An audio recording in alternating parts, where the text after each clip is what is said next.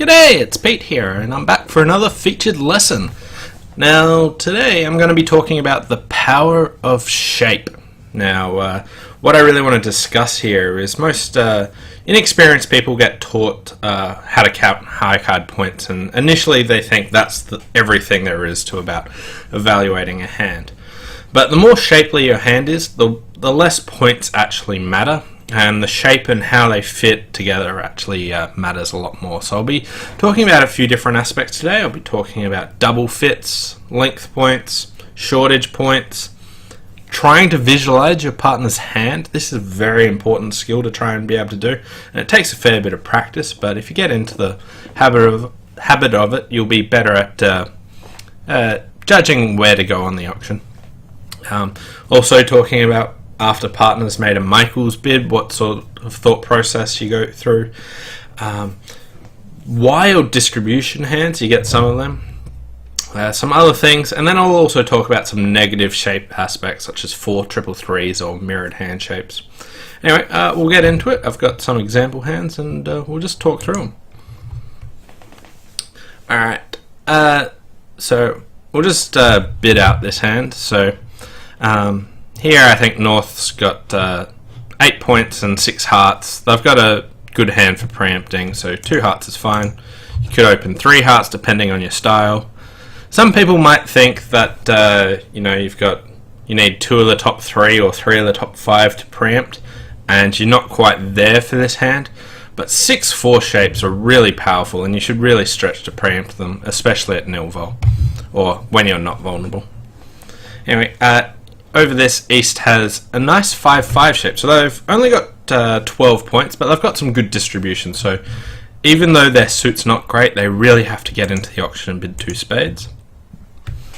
And South, who has 4 card support for their partner, a usual guideline that I like to do is raise your partner to the level of trumps you have. So after your partner preempts, if you have a 10 card fit, you're happy to play at the 4 level. If you've got a 9 card fit, you're happy to play at the 3 level. So with this South hand, even though I don't think I'm going to make game, you might make game occasionally, but it would be a pretty freakish hand, would just jump to 4 hearts. And now this West hand's a bit under the pump, but they have good support for their partner, and they've got a singleton, so they're sort of pressured into it. I'll just bid 4 spades. When the opponents preempt you, you got to make a guess. Anyway, so these are my thoughts on how the auction should go. So there's a few different things here. Good fits, 9 card fits mean you should really take the push a bit more. Whenever you've got a 9 card fit, it usually plays a lot better than an 8 card fit. People don't really describe this as much, so if you're on a borderline decision, if you have a 9 card fit, such as this West hand knows they have, you want to take the push and take the more aggressive action, because 9 card fits do play a fair bit better than 8 card fits. Other factors that I mentioned in this hand is raising your partner after they preempt, and rule of thumb, raise them to the level of number of trumps you have. So if you've got a 10 card fit, if you've got 10 trumps between you, you're happy to play at the level that contracts for 10 tricks. So if you've got 10 trumps, you can play at the 4 level. 9 trumps, you can play at the 3 level. So that sort of stuff. Now, if you look at this hand, East-West only have 12 opposites 7, so they've only got 19 points. But if you try and look at their losers here from this hand, East has 1 spade loser with the Queen. Now, they might pick to finesse it, even though they're in a 9 card fit. They might choose not to. Okay. The only reason that you might choose it is because North preempted, and that sort of changes some things. But you've got a 9 card fit missing the Queen, so you might have a spade loser. You have no heart losers. Looking at their clubs, East only has 1 club, so they got 1 club loser. And they've got 2 diamond losers. They're missing the ace queen, but they're actually on side. So they'll only lose 1 diamond, 1 club, and possibly 1 spade. So they can actually make 11 tricks. Now, why can they make so many tricks on this hand? Now, East has a nice distributional hand, and I've actually got a double fit. So this is the key to one of the reasons. Hands with double fits often take more tricks than their high card points would suggest.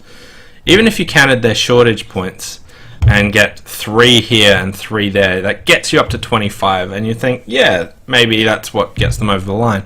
But as you can see, West's shortage actually doesn't really do anything. It's a singleton opposite Ace King Doubleton. So the shortage here isn't actually useful, but you could count that, and that might get you the points you need. But the key thing that actually drags them over the line, and they didn't discover it in the bidding, is that they've got 2 good fits. They've got a double fit, and these hands often play really well.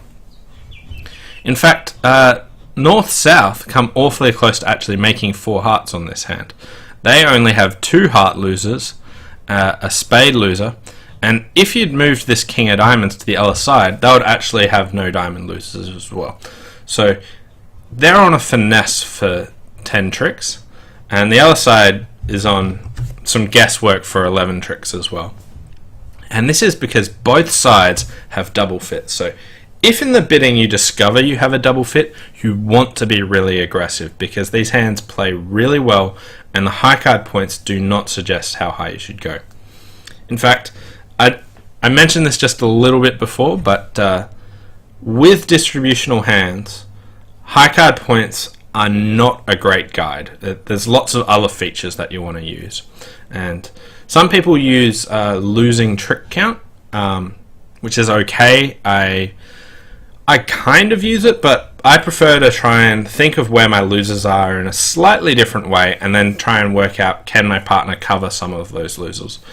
The losing trick count doesn't take into account jacks and things like that lower, which I think are actually really valuable to think about. But it's a possible way of thinking of it. So if you looked at this East hand, you'd say they've got 3 spade losers, a club loser, and 2 diamond losers. So they would have 6 losers, and they need their partner to cover 3 of them. Now their partner only covers 2 of them, but then there's a finesse for the 3rd. So it's a bit iffy, but what I'd like to think about on this hand is that if my partner's got 2 tricks for me, like Ace King of Spades or Ace of Spades, Ace of Diamonds, then you would be with a good shot for making 4 spades. So I like to roughly count my losers like the losing trick count suggests, but then try and work out what specific cards do I need my partner to have to help me get over the line. But key point here, double fits, bid some more if you do find them. Sometimes you don't have the luxury to find out you have a double fit when the opponents sort of bounce you around, and you are just really happy when you see dummy and notice that you have one. But if you do find out you have a double fit, be more aggressive and try and push for games. Alright, this next hand is going to highlight the effect of length points. Okay, so lots of people know how to count shortage points. 1 for a doubleton, 3 for a singleton, 5 for a void. So that is the sort of modern way people try and count them. But that's only used after you find a fit, and if you are trying to play in that fit. When you're trying to play in no trumps, it's much more valuable to try and count length points, or notice that long suits are quite useful. So what I like to do is count 1 point for a 5 card suit and 2 points for a 6 or longer suit. So looking at this north hand, I would say this hand's worth 9 points rather than just the 7 that the north hand suggests. Anyway, on this hand the bidding will go 1 club, and South has 16 points, balanced hand, club stopper, and they can overcall 1 no trump. Now, this hand really highlights the effect of length points, because if you just counted 7 points, you'd probably be like, okay, no, I've had enough, we can stop there. But if you count this hand as 9 points, you can give 3 no trumps a shot, and your hand has the potential to take 6 tricks if diamonds split 2-2, or 5 tricks if they break 3-1, such as they do. If partner had something like the Queen of Diamonds, this hand would so often take 6 tricks. Here, partner's got 3 card diamond support, and you're still a good shot to make 6 tricks, but on this hand you only make 5, but that's even enough that 3 no trumps will make, because when they open in front of this no trump bidder, you know the finesses are working and things like that.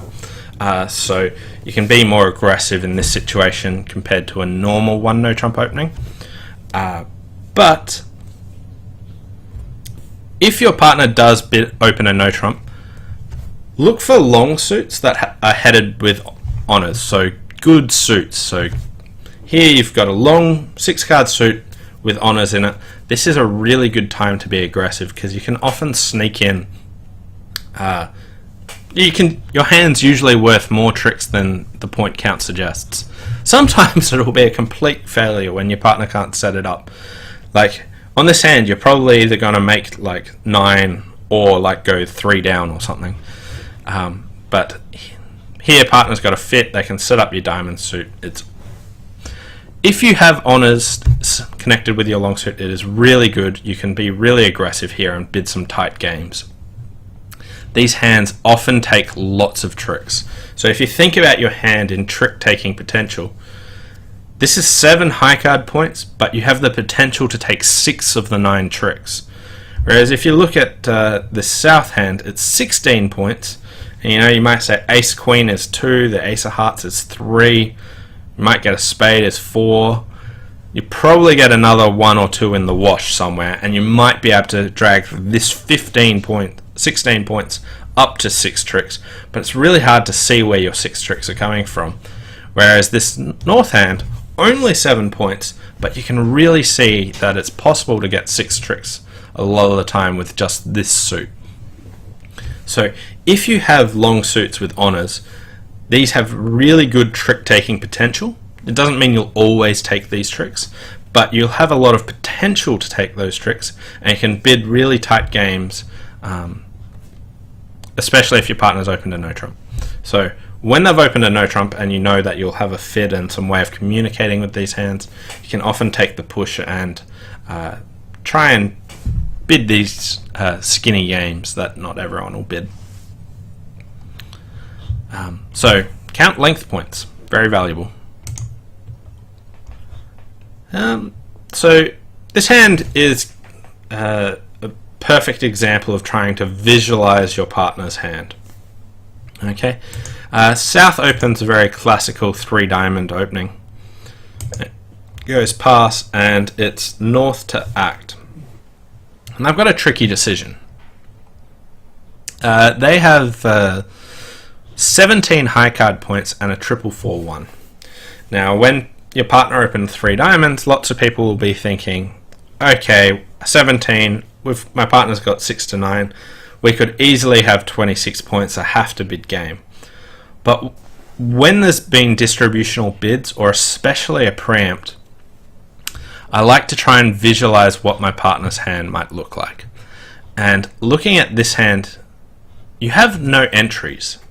And this is something that people often miss, is this stiff ace means that you just can't get to your partner's hand. So playing in 3 no trumps, you're very unlikely to make 3 no trumps because you can't actually get to the south hand to take all these good diamonds. Even though they've got 7 solid diamonds opposite the ace, and if you could get to the south hand you could take them all, you still can't guarantee it. Now on this hand you're close to getting there with the queen 9 of hearts, and if they don't lead hearts you might be able to do that, but partner could have the exact same hand without the queen of hearts and you'd have no chance of getting there. So rather than just counting your high card points and thinking that you can just bid game and they'll carry you through, try and visualize what a common hand for partner will be.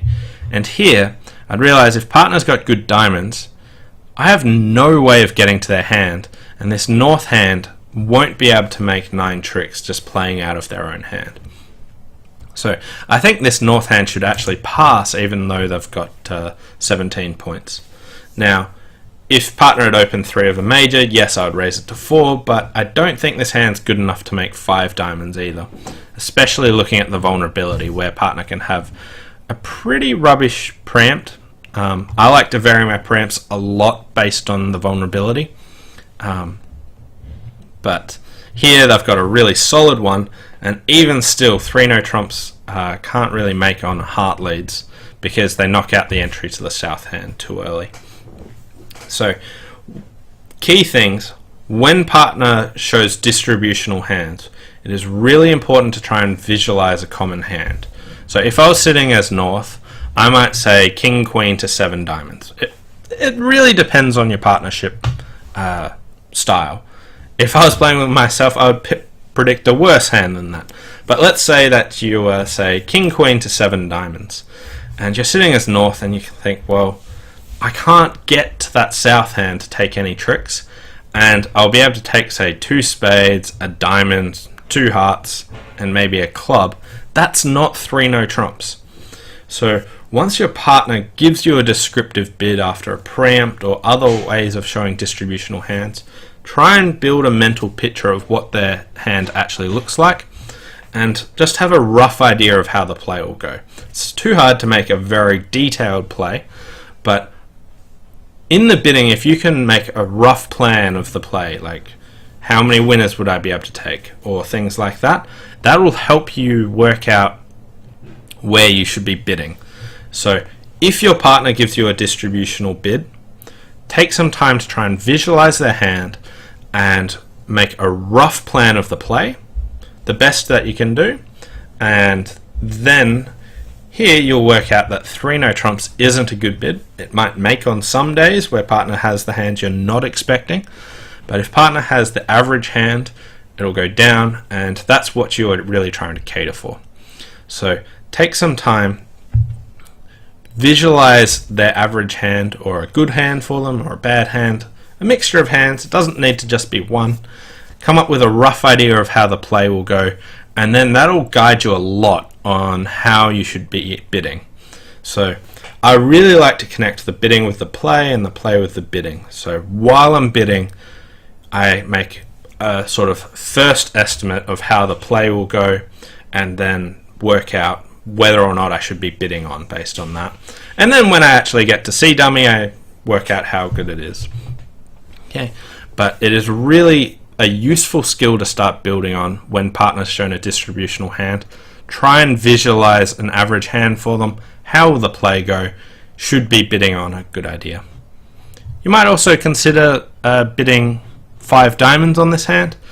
But then if you visualize a hand that has, say, king, queen, jack to 7 diamonds, you'll notice that you've got 2 club losers and a heart loser. So then straight away you'd need them to have, say, a singleton club.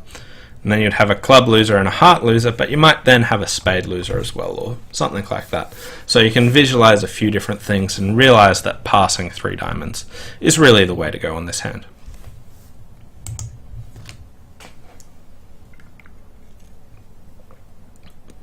Okay. Alright. So here West has 4-4-3-2 11 count. Vulnerable, lots of people pass, and North gets to open 1 heart. Now, East has a bit of an iffy bid. They might choose to bid a Michael's Q bid. This would be a dead minimum for me. It really depends on your actual style, whether you choose to bid 1 spade or Michael's. But let's say they make a Michael's Q bid. Okay, and the South hand could choose to bid. They're not really that strong. They might pass. They might double 2 hearts. They've got 4 trumps. 9 card fits, as I mentioned before, really good thing, and you usually want to stretch to bid if you can. So it would be pretty iffy, but I wouldn't really bid 3 hearts on this hand, but you might double to say you've got a heart support. That would be about as far as I'd go. Now, as the West hand, what I like to think about after my partner makes a Michael's Q bid is fitting cards or quick tricks outside. So you know, as the West player, you know your partner has 5 spades and a 5 card minor. Okay. Now, with this hand, Ace Queen 10 to 4, 4 card support opposite of Michael's Q bid, you really want to start looking, can I stretch for game? And I think this hand is a clear 4 spade bid. I would bid at 4 spades on much less. But let's just run through what I try and think about here. Fitting cards, Ace Queen 10 to 4. All these will be useful. They just shore up the spade suit, allow you to do some roughing. You have no wasted points in hearts. The only cards in hearts that I would actually look for are the ace. Anything other than the ace is probably too slow. You could look for the king, but it's probably not going to be useful anyway. So I like to think of the sharp cards in the missing suit.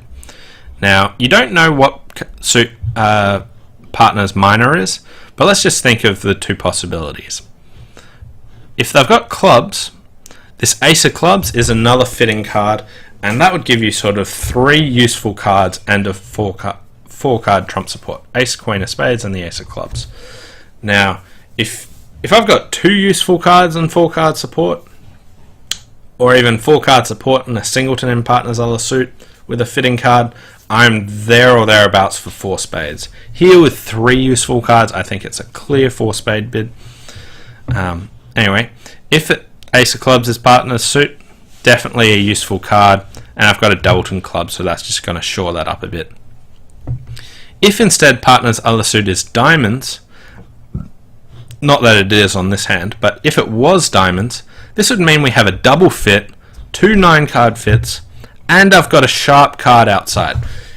If they're not the suits that your partner has, sharp cards are useful. Aces, 2 thumbs up. If they're a king, it's maybe useful and you'd still count it. Lower cards, they're not useful. I don't pay them much credence where my partner's shown 10 cards in 2 suits.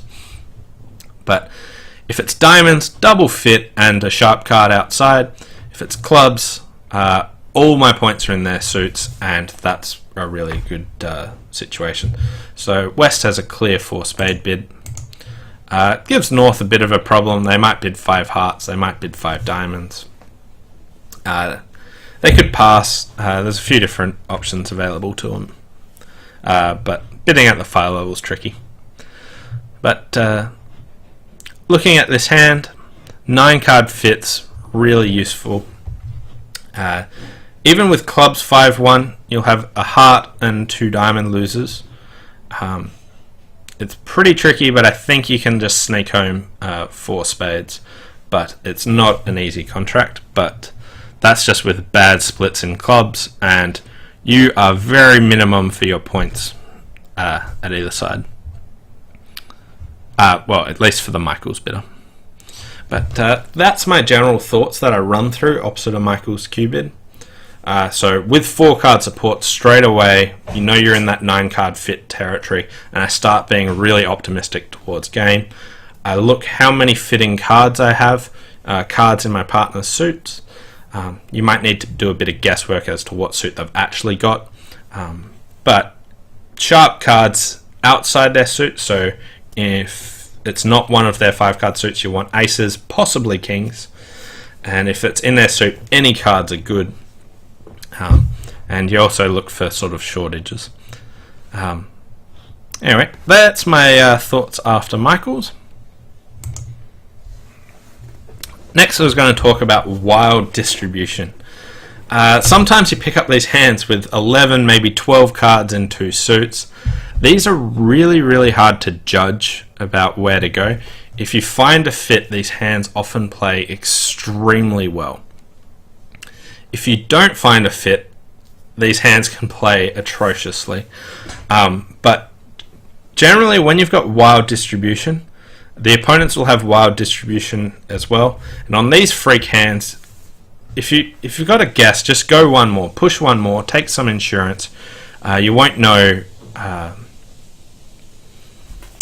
Like, no one knows whose hand it is if both sides are bidding really drastically.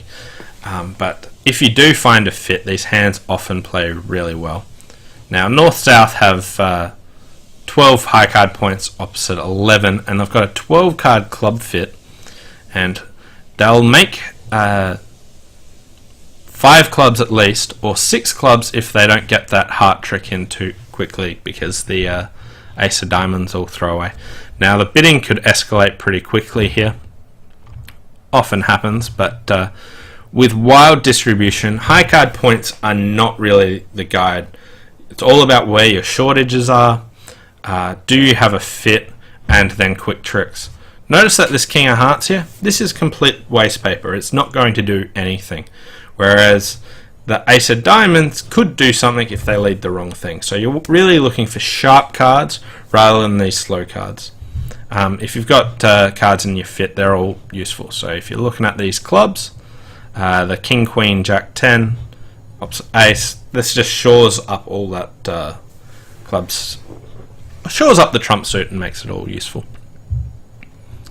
But wild distribution, these hands are really difficult if both sides are bidding drastically. If you have 11 or 12 cards in two suits and the opponents are bidding wildly, it's okay to take one more for the road, just because it's so hard to judge which side can make things.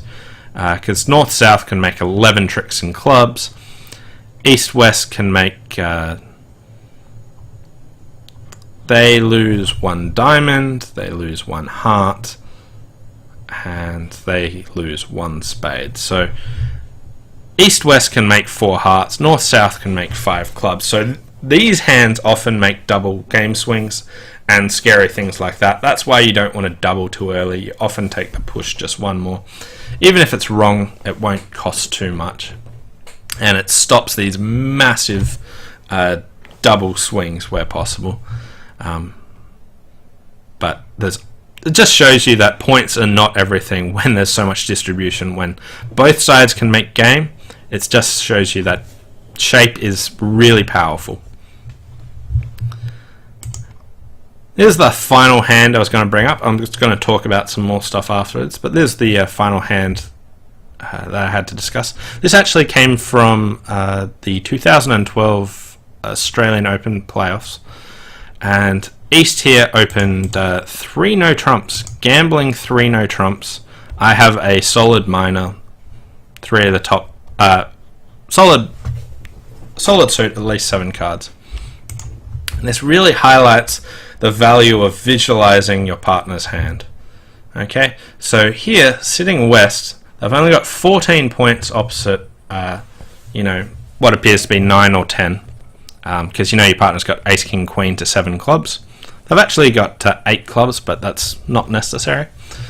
And here, west, if you visualize how the play will go, your partner has no club losers, your partner has no heart losers, you'll be able to keep your partner's spade losers to 1, and you've got the Ace of Diamonds here, so that you've got no immediate diamond losers, and this heart suit is fantastic for throwing away all the all of partner's other losers.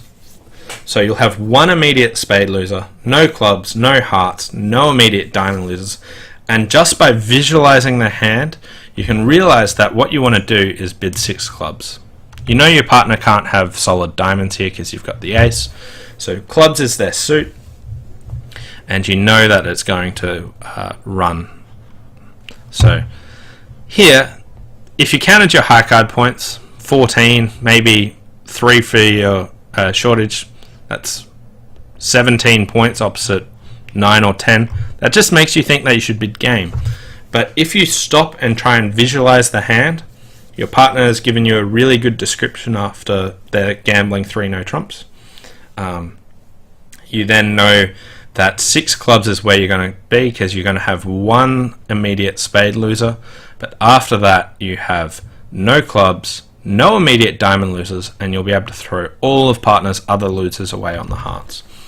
So visualizing the hand is really the key to bidding these distributional hands. Think of what their average hand is, rough idea of the play, bid the contract that you think's right, and then hope that they've got the hand that is about average for them. So really try and practice that when you can. It's something that you'll just build over time. Can't emphasize visualizing your partner's hand enough and approximating the play. The final thing I was going to talk about are some negatives when talking about the power of shape. Some bad shapes or some bad things that can come up. 4 triple 3 shapes are quite poor shapes. They often play badly, so if you're on the borderline of whether to go or not and you've got a 4 triple 3 shape, that's often an indication not to. Other shapes that are bad are triple 4 1 shapes. This hand shape is a nightmare to bid and doesn't often play as well as it would seem. So you can take a more negative approach on a 4-4-1 shape, but it's not nearly as bad as a 4-3-3. But there are just a couple of bad shapes to sort of slow down the bidding if you've got those sorts of hand shapes. Not a drastic negative, but consider it just, if you're on a borderline decision, hold back a little bit, choose not to go further. Another common thing that happens is when you've got something called a mirrored shape. So you and your partner have the exact same shape.